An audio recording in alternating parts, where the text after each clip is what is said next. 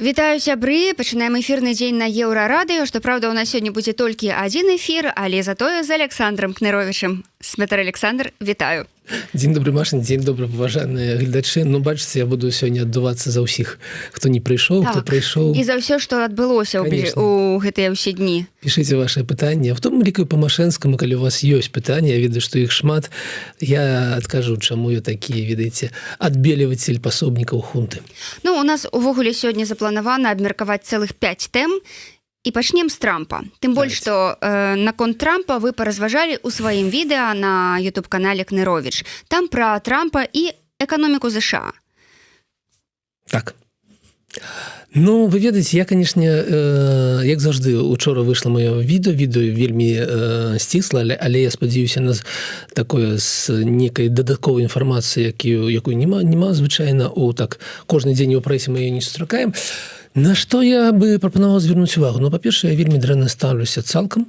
У меня вельмі дрэннае прадчуванне наконт таго, што будзе адбывацца з светам, з эканомікай США пасля тых крокаў, якія зараз робіць Трамп. Я бы прапаную звярнуць увагу на тое, што ён жа у нас не першы раз ужо прэзідэнт міра. Але у якім там 18-м годзе, 16-м гэта быў адзін Трамп, а ўжо 25-м гэта ўсё ж другі Трамп, іншы. Распаясался.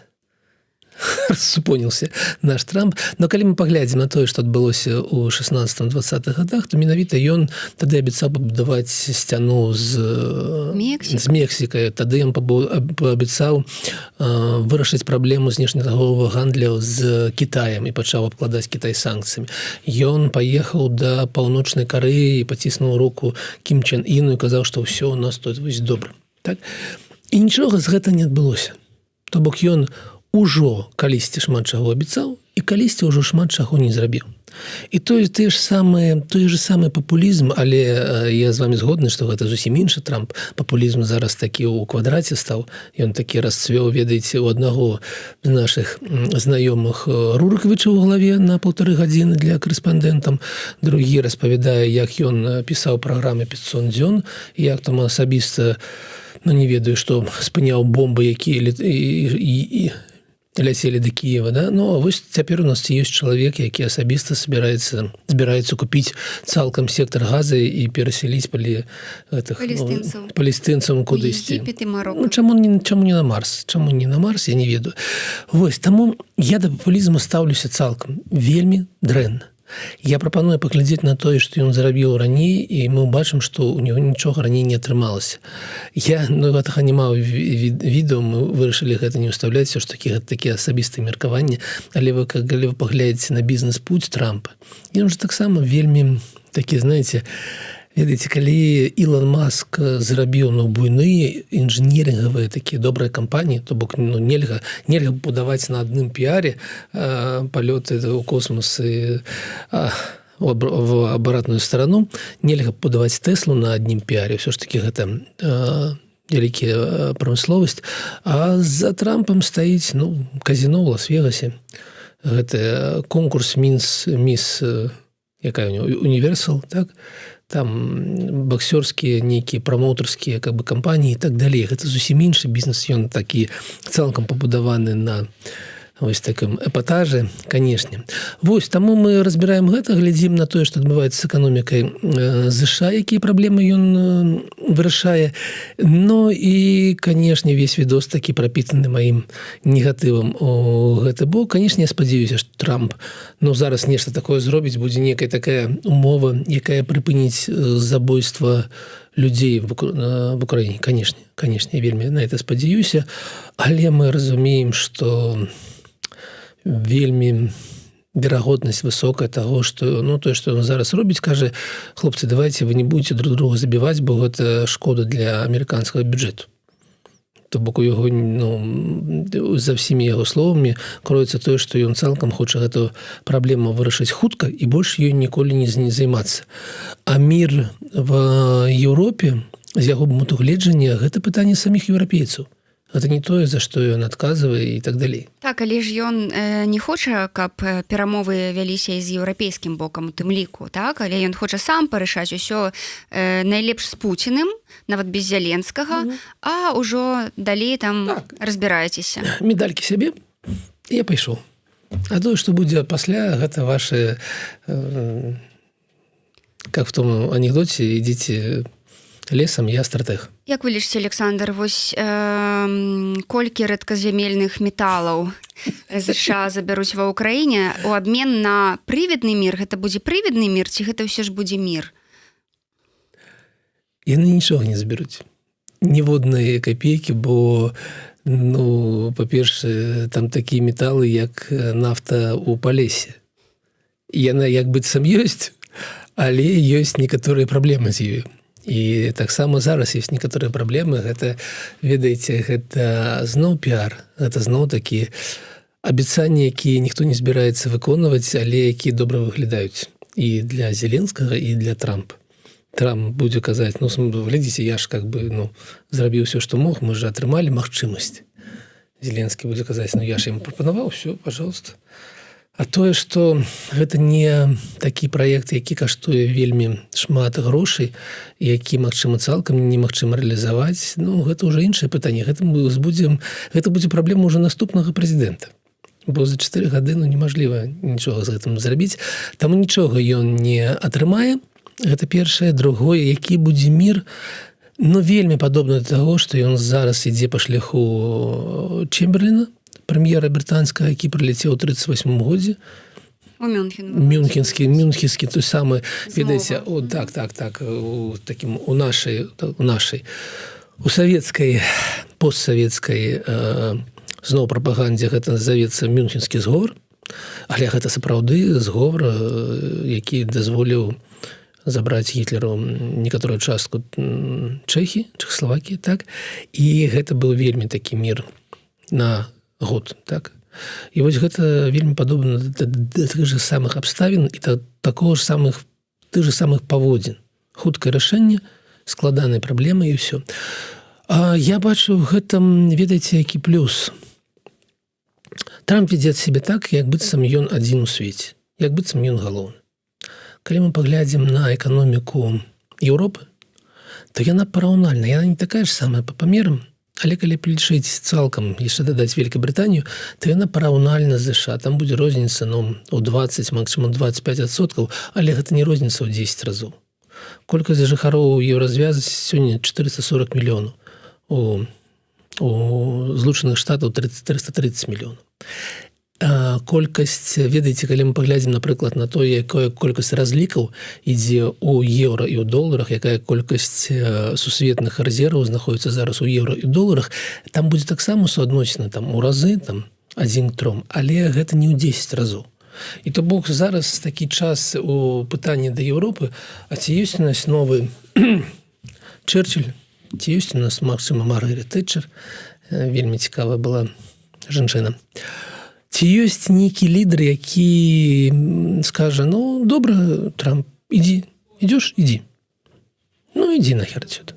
Ну, вось Дональд Туск, здаецца, тут на днях нешта пісаў падобнае, што, типа, давайте ўсё ж збірацца і праяўляць сваю самастойнасць, так. Нешта такое. Так, менавіта такое зараз павінна адбывацца. Гэта у Туска ж рыторыка была яшчэ і перад выбарамі такая, што ён казаў, што вось гэтая эра геапалітычнага аутсорсінгу ўжо проста скончылася, і пара ўжо браць адказнасць на сябе. Ну, Трамп Трампам, гэта Амерыка, а мы тут самі сабе.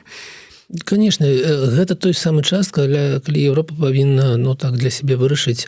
Яна сапраўды з'яўляецца такой цёмнай вёскай, як і уяўляе Трамп. Ці ўсё ж такі гэта такі ж самы суб'ект міровой палітыкі, як і сам Трамп. І гэта вельмі добрыя абставіны, каб гэта высветліць. І калі Польша будзе удзельнічаць на роўных з Францыяй, Германіяй і Великабрытаніяй, у гэтым працэсе я буду вельмі задаволены. Я веру ў то, што Польша на гэта ўжо здольна. Ну і для нас таксама, ведаеце, чым я скончыў сваё відэо. Калі гэта час для Еўропы высветліць, у чым іх інтарэсы, так і для беларусаў гэта таксама час для сябе вырашыць, а ў чым нашы інтарэсы. І не быць гэтымі людзьмі, якія, ну, там, да адних просяцца на ручкі, на других скардзіцца, ўсё ж такі, ну, таксама мы не такі буйны суб'ект міровой палітыкі, конечно, але ж ўсё ж такі асобная дзяржава. І вось якія нашы інтарэсы сапраўды, Ну, для мяне гэта вялікае пытанне, і, напэўна, мы зробім адно з наступных відэо з маім поглядам на гэтую цікавую тэму. А што нам рабіць у гэты вось час, калі, у прынцыпе, чакаецца перадзел свету? Як нам сябе паводзіць? У меня есть знаёмыя выкладчыкі, і ў гэты момант яны заўжды кажуць: а давайте высветлім, хто такія мы зараз. Мы ў якой пазіцыі, мы за каго зараз гаворым. Мы як частка грамадзянскай супольнасці адзін адказ. Мы як беларусы, якія жывуць і за межамі, і ўнутры Беларусі іншы адказ. Мы як улады Беларусі сёння, гэта ўжо трэці адказ. Калі мы кажам мы, я ўсё ж такі сябе не ставлю сябе на месца Лукашэнкі. Хаця гэта таксама вельмі добрае пытанне. Я ставлю сябе на месца вось беларусаў, якія жывуць у краіне, беларусаў, якія жывуць за мяжой. І для мяне, канешне, справа, вельмі дрэнныя для нас часы, і справа ў тым, каб такі захаваць веру у тое, што добро ёсць добро, зло ёсць зло, што свабода слова лепей, чым не свабода, што палітвязнем быць не можа, так? І вось гэтую веру трэба ў сябе захаваць. Першае, другое, канешне, трэба самому быць паспяховым. Трэба самому быць псіхічна здаровым, упэўненым у сябе, устойлівым у сацыяльным сэнсе і падтрымліваць беларускасць у шырокім сэнсе. Ведаеце, зараз у нас ўжо такі значна выглядае падзел паміж палітычнай часткай, офіс, коордынацыйная рада, і паняццем беларускасць асобна. Асобна беларускае грамадства, асобна беларусы. На жаль, гэта зараз так, і таму вось я за тое не каб падтрымліваць Ціхановскую ці Пазняка, гэта ваша справа, а за тое, каб падтрымліваць ўсё ж такі існаванне гэтай самай беларускасці. І, на жаль, мы павінны казаць аб самім паняцці існавання. Асобна беларуская дзяржава, асобна самыя беларусы. Так, як вы лічыце, вось гэты кейс з вызваленнем, дзякуючы амерыканскаму прадстаўніку, прадстаўніку Дзярждэпа, вызваленнем Андрэя Кузнечка, Алены Маўшук і неназванага амерыканскага грамадзяніна, так? Гэты кейс дапаможа дымсілам, я маю на ўвазе акурат кабінет, офіс, змяніць сваю пазіцыю наконт вызвалення. То бок, што іх стратэгія не працуе, у сэнсе тая, што ціск патрэбны. Я разумею, я нагадаю нашим гледачам, тым, што у жніўні 24 года на той самай канферэнцыі, калі Андрэй Егораў сказаў, што стратэгія 20-го года не спрацавала, трэба глядзець на сябе і мысліць аб тым, што трэба рабіць далей. Калі ён сказаў, што ён пайшоў бы на частковае прызнанне і легітымнасці таго, што адбываецца ў Беларусі, на масавае вызваленне палітвязняў. Тады да яго было стаўленне як да здрадніка. Зараз мы назіраем тое, што і прагназавалася, што зніжэнне вось гэтай напружанасці, магчыма, вернуцца паслы, магчыма, будуць зняццё санкцый, будзе... Гэта пасля таго, як будуць падпісаныя перамовы? Так, напэўна, так. Яно будзе, і гэтаму вучыць нас гісторыя. Калі мы паглядзім на 1920-е годы мінулага стагоддзя, там жа было ўсё значна больш жудасней. Савецкі Саюз был цалкам злачынцы, крымінальная дзяржава, але праз 7 гадоў пасля рэвалюцыі іх пачалі прызнаць ЗША, Злучаныя Штаты, Еўропа і так далей. Таму гэта натуральны працэс, і пытанне заўжды было, ці мы зможам удзельнічаць у гэтым працэсе і неяк спрасоўваць свае інтарэсы. Зразумела, што рэжым Лукашэнкі не лічыць Ціхановскую і цалкам дэмакратычную супольнасць бокам перамоваў, але нас слухаюць нашы захадныя партнёры. Так? Ці мы будзем прасоўваць гэтыя думкі? Ці мы будзем стаяць і назіраць зараз, як зараз мы назіраем, за тым, што адбываецца без нас. І, на жаль, гэта адбываецца, і гэта будзе адбывацца далей, і мы не ўдзельнічаем у гэтым. Ці можа курс змяніцца? Ведаеце, не. Гэта вельмі цікавая такая палітычная гісторыя, цалкам палітычная. Дзякуй Богу, я магу себе дазволіць аб ёй размаўляць, но вось рух з'ехаўшай апазіцыі, Латушка, Ціхановскай, натуральным чынам быў туды, ведаеце, як, как беларус сказаць, несёт мяне цячэнне, нясе мяне плынь. Нясе мяне цячэнне. Нясе мяне цячэнне. Яно іх несла туды ў бок класічнай беларускай апазіцыі. З вельмі невялікай падтрымкай, но з вельмі радыкальнымі лозунгамі. І, на жаль, гэта натуральны рух туды і давёў іх. Ці можна з гэтага кудысьці выбрацца? Не, нельга. Ну, нельга, бо гэта будзе азначаць страчваць палітычную вагу. Так, я магу себе дазволіць сказаць, хлопцы, давайте па-іншаму. Ну, таму што я не стаю на іх месцы, не сустракаюся з міравымі лідарамі і магу себе дазволіць разважаць у гэтай студыі. А яны себе не могуць, таму не будзе змены гэтай рыторыкі. Але гэта будзе азначаць маргіналізацыю увагі да іх, якая ўжо адбываецца, і гэта будзе азначаць, што большасць беларускага грамадства, якая лічыць па-іншаму, якая, як паказваюць сацыяльныя пытанкі, но большасць беларускага грамадства жыве ў рэжыме слухайце. Нехай выходзіць палітвязні, прыязджаюць паслы. Нехай адчыняюцца межы. І вось гэта большасць беларускага грамадства, якая за дэмакратыю, але не за дэмакратыю, ведаеце, такі нягледзячы на кошты гэтай дэмакратыі. Вось гэтая большасць не будзе прадстаўлена нікім. Яны не давяраюць Лукашэнку, яны не давяраюць вось такой рыторыкай і Ціхановскай златушка. Таму вось так, няма ніякага сэнса, няма ніякага шляха да разварота іх поглядаў. Ну, але ёсць мы. Дарэчы, пішуць, што плынь усё ж, а не цячэнне. Дзякуй вялікі. І яшчэ пытанне. Мне падаецца, што ўсе заявы пра вызваленне будуць гучаць у стылі пазняка. Выглядае недарэчна, бо больш падаецца на інфармацыйны шум. Так, гэта інфармацыйны шум. Вы маеце рацыю. Кропка. Александр, пераходзім да іншай тэмы. Яшчэ ўсё ж тут. Мне падаецца, што вы выдаеце за большасць нейкага сферычнага каня ў вакууме. Дзе нармальная сацыялогія? Такі у нас строгі глядач. Як калісьці казаў Сталін, іншых пісьменнікаў у меня для вас няма. Так вось, ведаеце, у нас ёсць сацыялогія ад Рыгора Стапіні, як завецца, Чатам Хаус? Так, Чатам Хаус. У нас ёсць сацыялогія ад Вардамацкага. Яна ёсць такая, як ёсць. У нас, на жаль, няма ніякай іншай нармальнай сацыялогіі, бо я цалкам разумею, што такое зараз правесці ў Беларусі сацыялагічную пытанку. Ну, гэта крымінальная справа, крымінальныя артыкулы і так далей. Таму у нас ёсць у нас ёсць 3 варыянты з вами. Першае, карыстацца сацыялогіяй дзяржаўнай ад Нацыянальнай акадэміі навук, якой не давярае ніхто. Другая, карыстацца сацыялогіяй ад незалежных структур, разумеючы, што там ёсць хібы. Разумеючы, што там могуць быць нейкія такія вялікія перабольшванні, прыўменшанні, нейкія і так далей.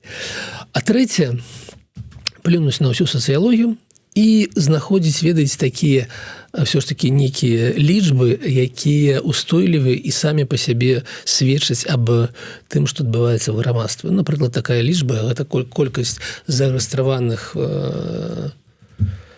новых беларусаў, наварожаных, могу сказаць так, не, у 63 тысячи чалавек у 23 годзе. Гэта лічба устойлівая, якой мы можам давяраць, нягледзячы на сацыяльныя пытанкі, і рабіць за ёй нейкія высновы. Таму у нас ёсць 3 шляхі. На жаль, нармальнай сацыялогіі сапраўды няма. Александр, пішуць, што вы умнічаеце і дзякуй Богу. Всё жыццё ад гэтага і пакутую. Тут яшчэ пытаюцца, канешне ж, пра Машэнскага, але гэта мы пакінем на самы-самы канец. Мы дамовіліся, што гэта будзе на самым канцы, як заўжды. Гэта такія таемныя справы Координацыйнай рады, і як заўжды гэта будзе на самым канцы. На закуску прыхоўваеце. Так, я потым зачытаю гэтае пытанне. Вы кажаце, што ў нас мільгаціць недзе так ужо зусім недалёка дэвальвацыя. Слухайце, гэта вельмі цікава. Выходзіць справаздачнасць о знешнетарговым гандлі, і я бачу такія прычыны, каб пагаварыць аб гэтым больш сур'ёзна, магчыма, асобным нейкім выданнем у сябе. І адначасова у нас курс 3.26. Быў 3.60, мы уже прызвычаіліся да 3.40 і раз 3.26. І у меня такое, ведаеце, меня і рве на две паловы. Ці мы кажам пра дэвальвацыю, ці пра наадварот. умацаванне беларускага рубля. Не ведаю, колькі зараз курс, калі вы ведаеце, напішыце ў каментарах, калі вы знаходзіце так у бяспекі. Так вось, наконт 3.26 мы бачым, што гэта цалкам эмацыйная рэакцыя расійскага валютнага рынку. Трамп пазваніў Пуціну, і адразу курс там 90. Нічога падставовага ў гэтым няма, нічога не змянілася, таму гэта вельмі часовая рэакцыя. Канешне, мы пабачым адскок, таму калі у вас ёсць магчымасць зараз купіць долар, купляеце па 3.26, калі ён яшчэ 3.26. Вось, гэта вельмі на некалькі дзён і не болей за тое. А наконт беларускіх прыкметаў дэвальвацыі, ведаеце, у нас ёсць такі асноўны паказнік знешнетарговы гандаль знешнетарговы. І вось у нас за 11 месяцаў было там мінус 660 мільёнаў. Гэта ўжо мінус. Хаця наш бадзёры прэм'ер Галоўчынка, люблю гэтага чалавека, заўсёды такі аптымістычны. Ён яшчэ улетку казаў, што Лукашенко, не, у нас все нормально, у трэцім квартале я ўсё выправлю, ўсё будзе вышэй за 0, як мы планавалі, будзе плюс 700 мільёнаў. На жаль, недзе зараз ён маўчыць, што нічога не гаварыць. Но гэта было за 11 месяцаў, 660. І тут вынікі года 1 300 000 000. Гэта азначае, што за один месяц мінус 630 мільёнаў. То бок, калі б мы так працавалі цэлы год, гэта было б мінус 7 мільярдаў, а гэта азначае 100% мажлівасць не на 100% дэвальвацыю, а гэта азначае неабходнасць нейкіх рэзкіх крокаў. У гэтым годзе нам вельмі дапамаглі продажы насельніцтвам. Валюта, яна склала мільярд плюс, сальда. 1 700 000 000, і яны ўраўнаважылі гэты адток з-за вось гэтага знешняга гандлю. Але гэта таксама непрагназуемая і нестабільная сітуацыя, бо ў 23-м гэта было ўсяго 300 мільёнаў. То бок у нас зараз яно так вельмі недобра варушыцца гэтыя паказнікі. Я разумею, чаму Лукашенко лаяўся на тых, хто ім казаў, да не, у нас няма ніякіх там вывода грошай за мяжу, дывідэндаў. І он тады тыдзень таму неяк злаваўся. Я разумею, чаму ён злаваўся. І мы к нему прыйшлі і сказалі, у нас канчаецца валюта. У нас канчаецца валюта. Таму вось такія прыкметы будзем назіраць далей. Гэта не азначае, што заўтра трэба бегчы і ўсё прапала, але вельмі недобрыя такія сімптомы. Ведаеце, пацыент пачаў кашляць, і такія вочы такія чырванеюць у яго. Дарэчы, сёння Лукашенко наведаў інтэграл і даў новае заданне. Заданне гэтае развіваць беларускую мікраэлектроніку. Маўляў, кадры ў нас супер, сусветнага ўзроўню, ўсё ёсць дзеля таго, каб у бліжэйшыя 5 гадоў беларуская мікраэканоміка выйшла на новы ўзровень. Мікраэлектроніка, соры. А кудысьці яна выйшла бы? Слухайте, па-першае, наконт кадраў усього астатняга я зараз такі трохі атайду, потом мы вернемся да тэмы мікраэлектронікі. Учора Нацыянальная акадэмія навук нам распавялі, чаго ж у нас все яшчэ няма нашага любімага беларускага электракара, беларускага электрамабіля. Так, все высветлілася, высветлілася, што, слухайце, мы зараз там гандлюемся з пастаўшчыкамі, бо мы хочам выйсці на лічбу 25-30 тысяч долараў за одно аўто. Як вы купіце беларускі электрамабіль? 30 тысяч. А у нас зараз атрымліваецца 40-50 тысяч, за якія яго не будзе ніхто купляць. То бок, я нагадаю, 7 гадоў таму спадар Гусакоў, главар нашай акадэміі навук, анансаваў, што вось некалькі месяцаў яны выпусцяць беларускі электрамабіль па 18 тысячаў долараў. Прайшло 7 гадоў, і мы кажам пра тое, што у нас пакуль атрымліваецца 40. Вось. І гэтыя, канешне, вяртаючыся да мікраэлектронікі, гэта наконт таго, якія ў нас сапраўды кадры. Кадры у нас сапраўды такія. Ці можам мы сабраць аўтамабіль? Конечно, можам аўтамабіль сабраць, ён будзе ездзіць. Ці можам мы самі зрабіць канкурэнтаздольны аўтамабіль? Не можам, бо мы не ў рынку, і мы не разумеем, як гэта робіцца. І з тым жа самым інтэгралам я невялікі эксперт у справах менавіта інтэграла. Я памятаю, калі ён працаваў мінус, калі гэта было такое прадпрыемства, якое цалкам ляжала на баку, гэта было гадоў 10 таму. Але зараз мы разумеем, што зусім іншыя справы, што зараз гэта прадпрыемства, якое працуе на вайну, І калі тебе патрэбен гэты мікрачып, не ведаю, у танкі у гэтай сістэме, так, то тебе ўсё роўна, якія ў яго памеры, якія ў яго там магутнасці. Тебе галоўнае, каб ён быў, і ты не залежаў ад амерыканцаў ці тайваньцаў. Так? І таму зараз гэта прадпрыемства бурна ідзе наперад, але менавіта таму, што яно выпускае стандартную прадукцыю, якая зусім не сусветнай якасці, але яно працуе на вайну, і таму Расія іх бярэ. Вось і весь секрэт буйнага росту інтэграла. Гэты рост замешаны на крыві украінцаў. Як да гэтага ставіцца, ну, гэта ваше асабістае меркаванне, паважаныя гледачы, але гэта не тое прадпрыемства, якое працуе на мір, якім трэба ганарыцца. Тое, што я ўпэўнены, што яно ў такім жа стане, як і Беларуская акадэмія навук, з пункту гледжання развіцця і нейкіх новых тэхналогіяў, я ў гэтым упэўнены, таму што, ну, гэта адна і та ж гісторыя. Але, ну, на жаль, вось гэта так. Я не ведаю, якія там зараз паказнікі. Калісьці гэта было $70 мільёнаў на весь буйны завод, што вельмі было мала. Зараз, напэўна, это было $200 выручкі. Ну, калі Лукашенко плануе воевать далей, то, магчыма, у гэтым есть сэнс. Но мы ўсё ж таки за мир. Давайте перейдем до наступной темы. Это ваша пикировка с Игорем Туром. А вы читали? Нет? Ну, я так просто пробеглася крыху, да, ваш апошні пост. Читали? Ведаеце, што адбылося? Ну, я ж увогуле за перамовы. Ну, не за перамовы ў сэнсе здрады, там, нейкіх прызнання Лукашенко легітымным прэзідэнтам, ні ў коім разе. Для гэтага трэба правесці свабодныя выбары дэмакратычнай краіне.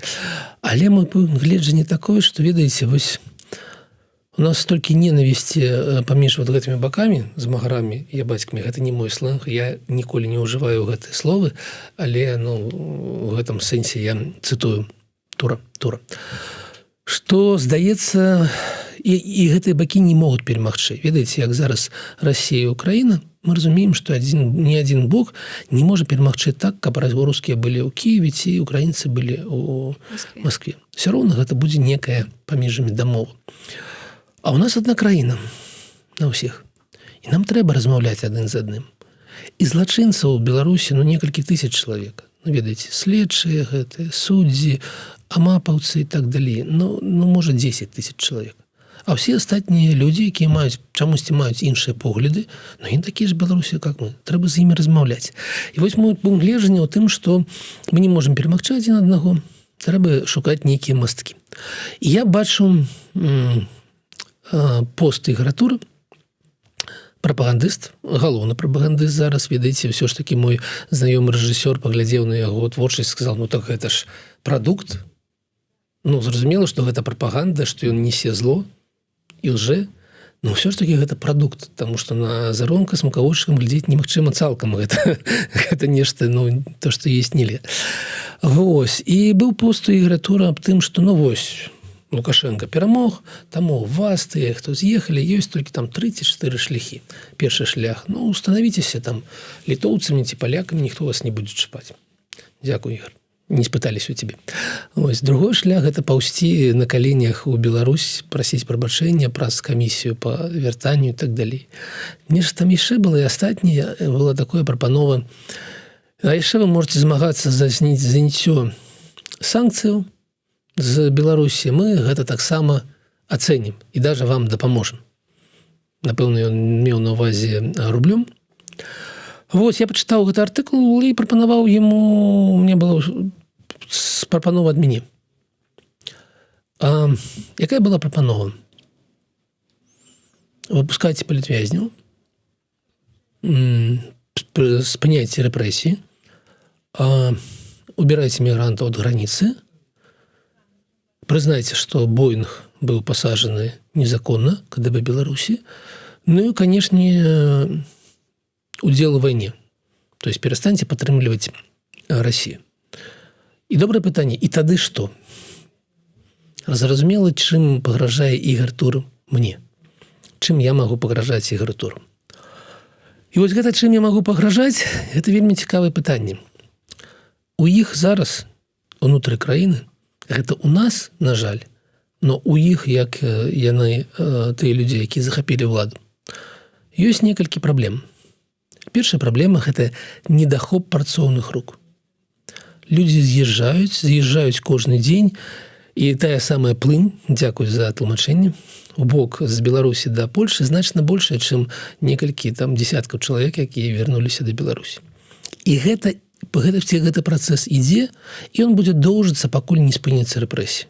Пакуль не адбудзецца тое, аб чым я кажу.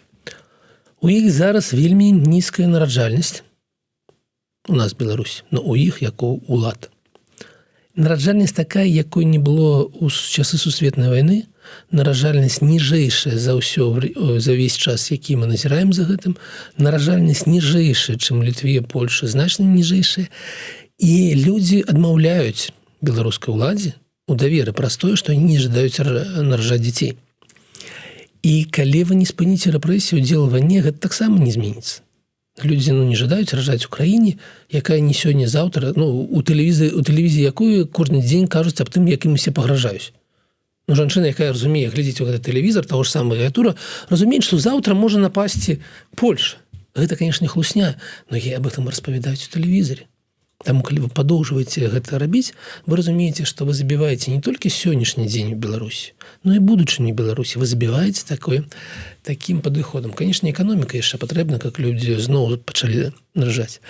Ну і трэцяе, гэтая стратэгія, якую вы выбралі для сябе, яна вядзе вас да статуса расійскага рэгіёна. Уже такого фармальнага статуса расійскага рэгіёна. І я такі падмігнуў Ігорю, говорю, ці не жадаеш ты, Ігор, стаць з галоўнага прапагандыста Беларусі, асобнай краіны незалежнай, на такую гэтым самым тэлежурналістам мясцовага абласнога тэлеканала ў Расіі і такога вельмі маргіналізованай вобласці, бо толькі людзі стала ўзросту і жывуць, яна такая дэпрэсіўная.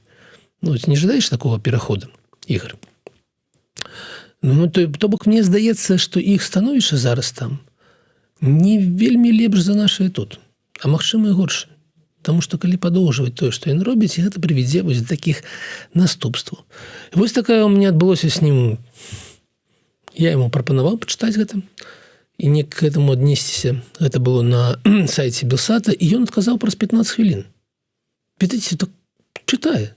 Чытай мяне, Ігор Тур. Праз 15 хвілін адказаў. Адказаў таксама постам, лаяўся. Намагаўся мяне абразіць тым, што я меў бізнес в Беларусі, а зараз вось такі, там працую где-то тан-тан.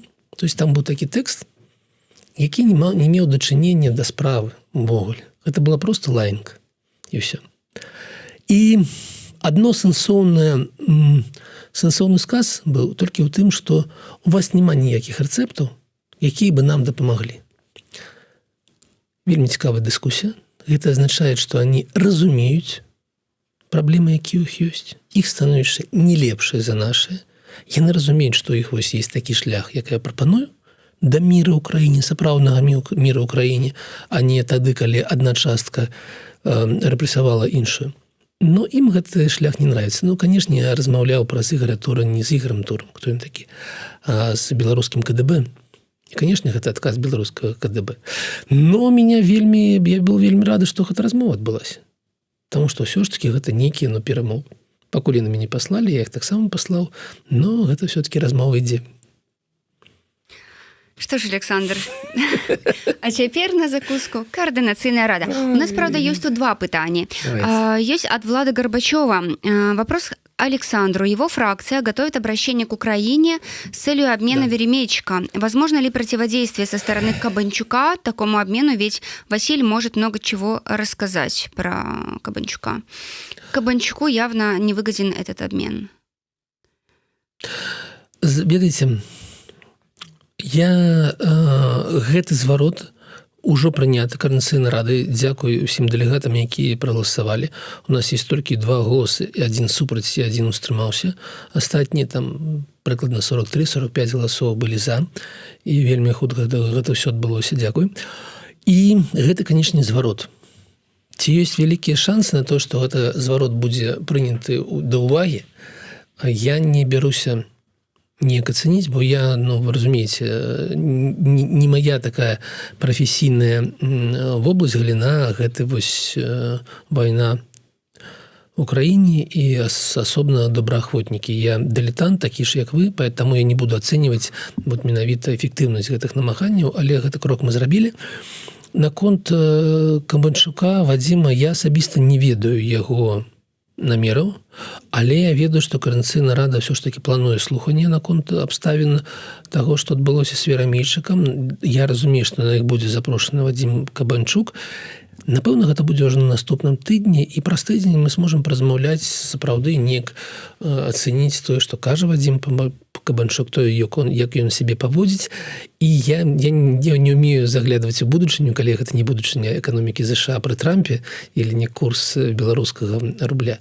Таму давайте паглядзім, што будзе адбывацца. Вашы сумневы мне зразумелы, але ну давайте паглядзім на сапраўдныя нейкія справы. Ну і што спадар Кныровіч можа расказаць пра Машэнскага, чаму ён абараняе яго ў Каардынацыйнай радзе? Я не яго абараняю, я сябе абараняю.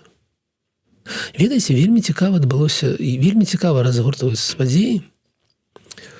Глядзіце, калісьці мяне пасадзілі за краты са словамі, ну мы разумеем, што гэта не закон, но ты ж все равно злачынца. Ну какая розніца, за што тебе сажаць? Вось так дзейнічала беларуская сістэма судоў, КДБ. Ці падтрымліваеце вы такія дзеянні? Я асабіста не, мне не спадабалася. І у гэтай справе я бачу тое ж самае.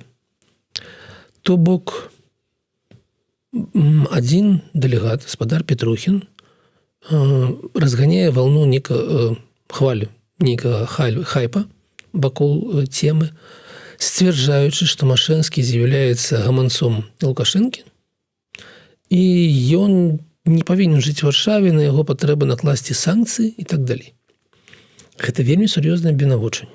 Вельмі сур'ёзнае абвінавачанне, якія павінны мець пад сабою нейкія падставы. Таму што, падкрэслім, я супраць таго, каб мы забывалі пра тое, што ёсць прэзумпцыя невінаватасці. Я супраць таго, каб мы вялі сябе як заронак, ці як беларускае КДБ, якое кажа, ну ты ж все роўна вінаваты. Какая розніца? Якая розніца? Калі мы глядзім уважліва на тое, што напісана, напрыклад, у расследаванні БРЦ. Было расследаванне наконт Машэнскага. Петрухін машаць гэтым расследаваннем, кажа, так вось все доказано. Я адчыняю гэта расследаванне, там няма нічога.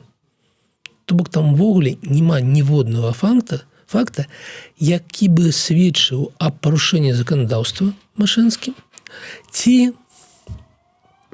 указываў бы на нейкія абставіны, якія бы прадугледжвалі санкцыі. Напрыклад, мой любімы прыклад, бо ён такі найбольш такі відавочны для мяне. Напрыклад, у гэтым расследаванні напісана, ёсць, як там было, подозрение по-расійску. Подозрение. Ну, я разумею, подозрение на тое, што Машэнскі купіў дзяржпрадпрыемства па заніжаных коштах. І спасылка. Ну, ты читаешь гэта. Ну, купіў. Злодзей купіў. Ай-яй, плохі чалавек Машэнскі. Я іду па спасылке. Там артыкул онлайнер на гэтую тэму. Я читаю артыкул ад онлайнера і разумею, што аб тым, што купіў Машэнскі па заніжаных коштах, кажа былы дзяржаўны дырэктар завода ў Берозе. Ну, зразумела, што яму не спадабалася, што нехта купіў дзяржаўны завод, якім ён кіраваў, то бок быў уласнікам гэтага завода, а тут нехта іншы прыйшоў. Я залажу ў справаздачнасць гэтага завода. Дзякуй Богу, 2017 года справаздачнасць ёсць адчыненым доступе. І бачу, што Машэнскі купіў за 80 чымсьці мільёнаў, долю 63%, то бок цалкам прадпрыемства было ацэнена 120 чымсьці мільёнаў. Гляжу на чыстыя актывы, 120 чымсьці мільёнаў, усё сыходзіцца. Гляжу на чысты прыбытак за год, 22 мільёны. То бок ён купіў прадпрыемства з ацэнкай у 6 гадавых прыбылі. Гэта таксама вельмі падобна на рынкавыя кошты прадпрыемства. І я разумею, што можна яму ставіць. Так, дзякуй, у меня ёсць падпісчыкі на Фейсбуке, якія ўсё ж таки разважаюць не з абвінавачаннямі, а разважаючы на гэтую тэму аб тым, што так, ён купіў, магчыма, па рынкавых коштах, але не было аукцыёна. Так, не было аукцыёна, і гэта вельмі дрэнна. Магчыма, на аукцыён прыйшло бы 3 пакупніка, не купілі бы за цэну ў 3 разы даражэй. Бюджэт бы заработаў больш. Але мы не можам казаць, што на падставе гэтага, што ён злачынца і што ён санкцыі гэта тое, што яму патрэбна. Кейс, яшчэ адзін кейс, дазвольце. Кейс з тым, што ёсць чалавек, які, я паважаю, я слухаю яго гісторыю, палітвязень, які працаваў на хіміі у некам саўгасе, можна так казаць, у Беларусі, і зразумела, што ён працаваў там на ферме, зразумела, што гэта былі жудасныя ўмовы, зразумела, што ён быў незаконна прысуджаны гэтаму пакаранні, зразумела, што ён не зарабляў столькі, сколько ён павінен зарабляць. Гэта ўсё з'яўляецца злачынствам. Канешне, ён працаваў на гэтай ферме, а малако потом з гэтай фермы ішло до Савушкіна. І вось на падставе гэтага Савушкін павінен панесці санкцыі. Ну, давайте разбярэмся. Ён працаваў на асобным прадпрыемстве. Ці купляў Савушкіну гэтага прадпрыемства малако па заніжаных коштах? Не купляў. То бок прыбытак з таго, што гэты палітвязень працаваў, атрымлівала гэта прадпрыемства само. Ферма гэта атрымлівала. І калі вы жадаеце нанесці нейкія санкцыі, у гэтым выпадку санкцыі павінны ляжаць на гэтай самай ферме, а не на Савушкіне, які купляе прадукцыю на 169 беларускіх гэтых прадпрыемствах, ферма гэтых. Не ведаю, ведаеце ён ці не ведае, што там працуюць на адном ці некалькіх палітвязняў працуе. Але калі вы сцвярджаеце, што ён ведае і наўмысна купляе, так трэба гэта даказваць. Трэба пакласці доказы пад гэтым. Таму ідзе вайна хайпа у бок Машэнскага. Я разумею, што ён вельмі добрая такая, ведаеце, мэта, цэль. Што ён такі, буйны, ён там стоіць, магчыма, калісьці стоіў, зараз не ведаю, мільярд. Так, гэта паспяховы бізнес, яго бачна на паліцах у крамах і так далей. Але ў Беларусі працуюць 400 000 прадпрымальнікаў. Цалкам прадпрымальніцкі клас, у нас ёсць індывідуальныя прадпрымальнікі, ёсць малыя прадпрыемствы, ёсць буйныя, ёсць вось такі настолькі буйны, як Машэнскі. І калі я бачу гэтую атаку на Машэнскага, я разумею, што гэта атака на ўсіх 400 000 гэтых людзей. Я супраць. Я супраць не таму, што я люблю Машэнскага ці атрымаў ад Машэнскага грошы. Я абажаю вось гэтыя людзей, якія гэта пішуць. Але калі мы жадаем не быць азаронкамі, не быць КДБшнікамі, не быць лукашэнкамі, то, размаўляючы пра санкцыі, нам патрэбны доказы, такія дакладныя доказы, якія не грунтуюцца на нашых асабістых стаўленнях да мільярдэра, які калісьці ў 2010 годзе быў у гэтым даверанай асобы Лукашэнкі на выбарах.